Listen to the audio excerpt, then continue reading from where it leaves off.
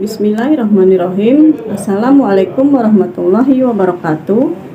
Perkenalkan, nama saya Suryani dengan NIM 29020500004, Prodi Akuntansi Kampus Pancasakti Bekasi, dengan mata kuliah Intermediate Accounting dengan dosen pengampu Ibu Natalia Wahyuni, SPD MAK AK.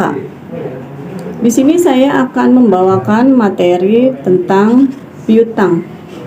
Pengertian piutang. Menurut Kamus Besar Bahasa Indonesia, piutang berarti uang yang dipinjamkan atau uang yang dapat ditagih kepada peminjam atau tagihan perusahaan kepada pelanggan. Piutang menurut Sunarto dalam buku Intermediate Accounting adalah klaim atau tuntunan atas uang dari suatu perusahaan kepada pihak ketiga yang akan berakibat adanya penerimaan uang tunai di masa akan datang. Piutang dapat didefinisikan sebagai tagihan yang timbul atas penjualan barang atau jasa secara kredit. Istilah penting atau receivable meliputi semua klaim dalam bentuk uang terhadap entitas lainnya, termasuk individu, perusahaan, atau organisasi lainnya. 2. Klasifikasi hutang. Berdasarkan jenis dan asal terjadinya piutang, maka piutang di dalam perusahaan dibagi ke dalam dua kelompok, yaitu 1. Piutang usaha. Piutang usaha adalah piutang yang timbul dari penjualan barang atau jasa yang dihasilkan perusahaan dalam kegiatan normal perusahaan. Piutang usaha biasanya akan dilunasi dalam tempo kurang dari 1 tahun. Oleh karena itu, piutang usaha dikelompokkan dalam kelompok aktiva lancar. Contoh soal piutang usaha. PT Mona Lisa, sebuah perusahaan distributor yang berlokasi di Jakarta, menjual produknya senilai Rp175 juta kepada toko dua saudara di Medan. Pihak pembeli baru membayar sebesar Rp50 juta pada saat terjadinya transaksi tersebut, dan sisanya akan dilunasi pada bulan berikutnya. Untuk transaksi tersebut, jurnal yang perlu dibuat adalah sebagai berikut. Kas sebanyak Rp50 juta, piutang usahanya Rp125 juta. Jadi penjualan sebesar Rp175 juta. B. Piutang non usaha. Piutang non usaha adalah piutang yang timbul bukan sebagai akibat penjualan barang atau jasa yang dihasilkan perusahaan. Yang termasuk dalam kelompok ini ialah persekot dalam kontrak pembelian, klaim terhadap perusahaan angkutan untuk barang rusak atau hilang, klaim terhadap perusahaan asuransi atas kerugian yang dipertanggungjawabkan, klaim terhadap karyawan perusahaan, klaim terhadap restitusi pajak, dan piutang dividen. Misalnya PT Mona Lisa, perusahaan tersebut selama bulan April 2006 memberikan pinjam kepada beberapa karyawan sebesar Rp12 juta dan membayar sebesar Rp15 juta kepada PT Mayapada, sebuah perusahaan angkutan barang, uang pesanan jasa angkutan barang ke Bali bulan Agustus 2006. Untuk transaksi tersebut, jurnal yang perlu dibuat adalah sebagai berikut. Piutang karyawan sebesar Rp12 juta, piutang jasa angkutan sebesar Rp15 juta. Kas bertambah Rp20 juta.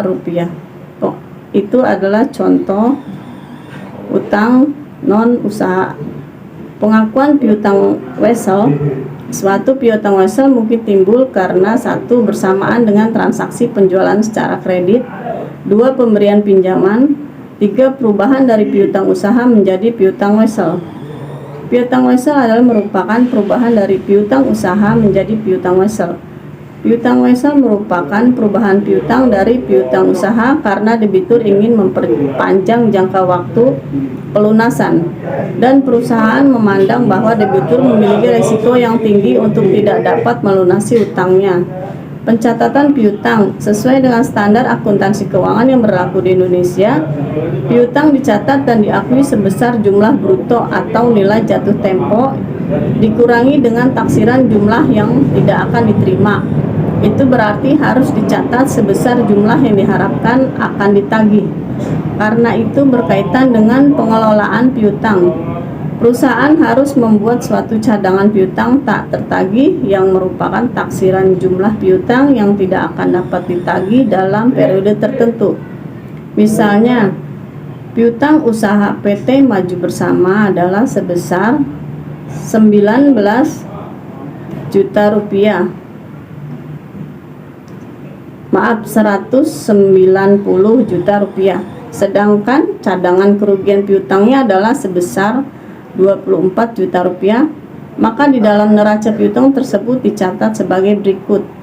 Piutang usaha sebesar 190 juta rupiah. Cadangan kerugian piutang sebesar 24 juta rupiah. Piutang bersihnya sebesar 166 juta rupiah. Dalam membuat catatan kerugian piutang atau piutang tertagih, terdapat dua dasar utama yang dapat digunakan, yaitu satu, jumlah penjualan atau persentase tertentu dari penjualan. Berarti cadangan kerugian piutang didasarkan pada persentase tertentu dari saldo akun penjualan pada saat cadangan kerugian piutang tersebut disusun, atau didasarkan pada persentase tertentu dari taksiran jumlah penjualan atau jumlah penjualan kredit pada suatu periode tersebut. 2. Saldo piutang. Saldo piutang terbagi dua. 1. Persentase tertentu dari saldo piutang. Berarti cadangan kerugian piutang didasarkan pada saldo akun piutang pada saat piutang tersebut disusun, atau didasarkan pada taksiran penjualan kredit pada periode yang bersangkutan.